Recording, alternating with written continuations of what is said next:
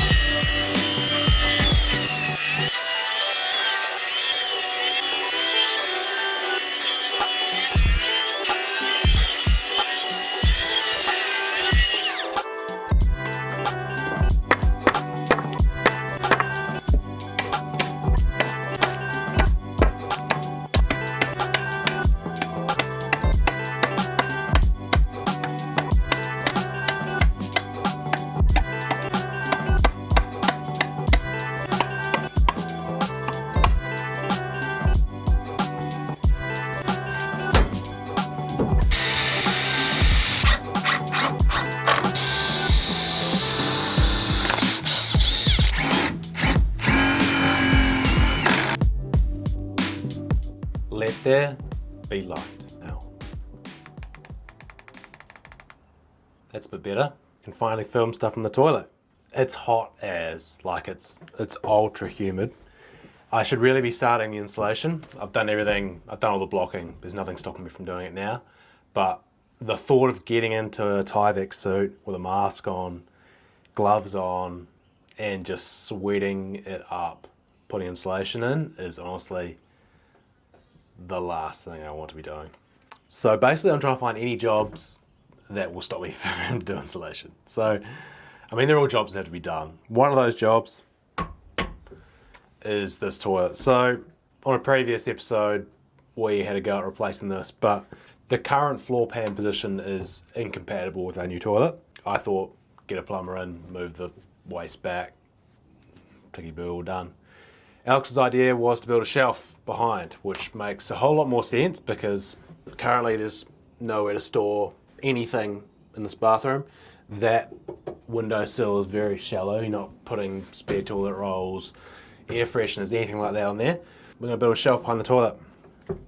But that means job 1, toilet out. Job 2, new toilet back in, do some measuring, build the wall. Just put a TV remote somewhere. They don't always come out that easily. That's just sitting there from when I temporarily replaced it. Excuse me. Okay.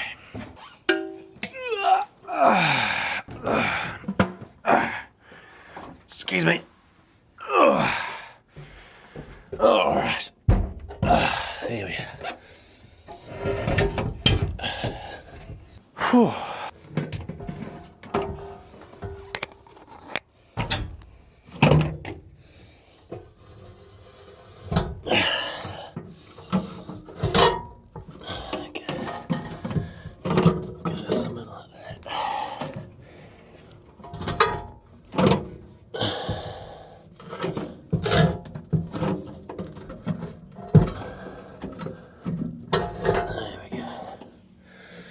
All right. So it needs to reducer on the existing pan because what's going in is 75 and it's allowing for 100. But that's where she's sitting.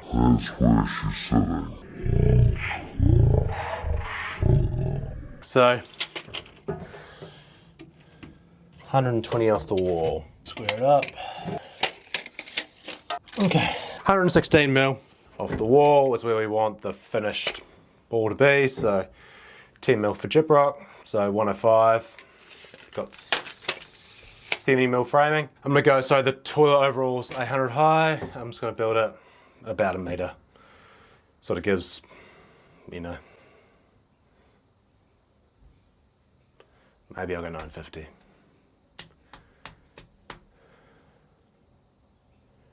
Yeah, let's go 950 to finished. Alright, 935 by 950 overall. Let's do it. Excuse me.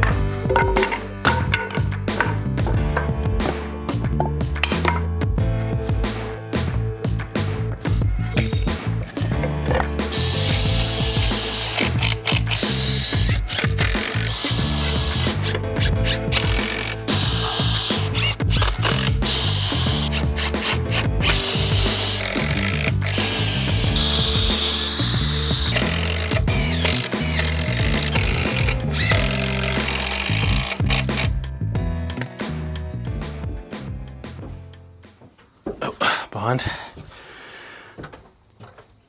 Alright. So, off camera I did a quick cut out in the frame. Because of the position of the existing water inlet, it comes up through the floor. It's like a hose tap situation, so I'll try and bring it up inside this wall. But for now I've just done a quick cut out in the bottom until I decide how I'm going to go about bringing that up. I have to look from below and see if I can bring a BP up. Anyway, it drops in like so. Lovely. Nope. Scratch that. Ugh. As you can see, some time's passed. A good barometer of that is how much sweatier I am as the time goes on. It looks different now. Camera went flat. On most days, I'd reshoot it. But today, nah. No, I just need to get some stuff done in this house. It's in. Voila. Got one more screw in here. Where are you? There.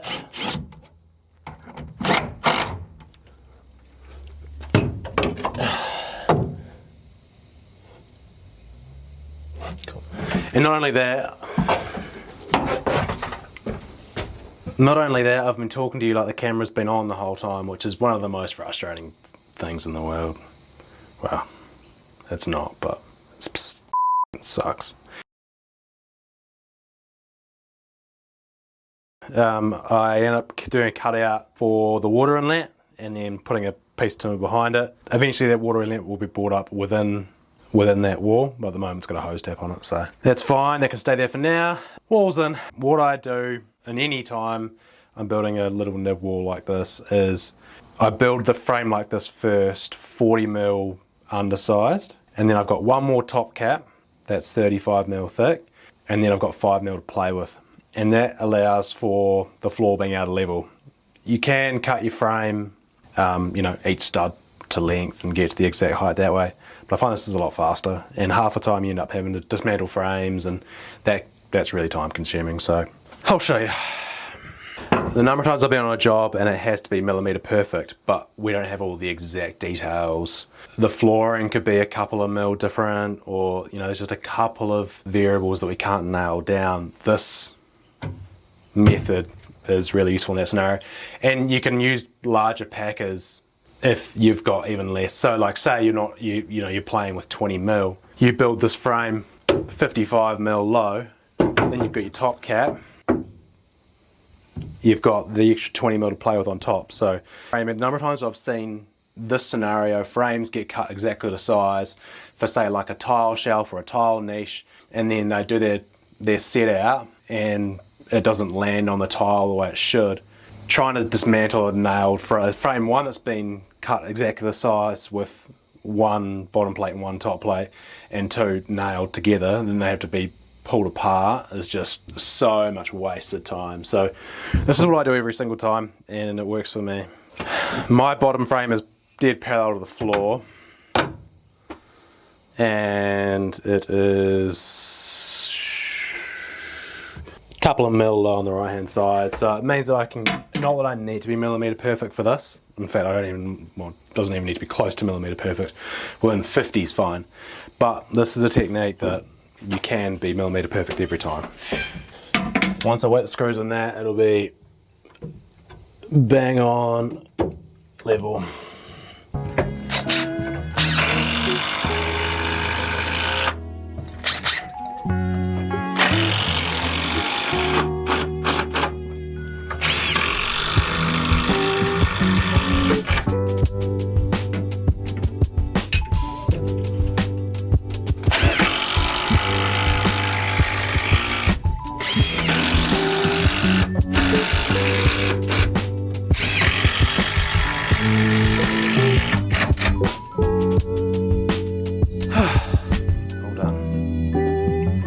This is my second t-shirt of the day. Disgusting.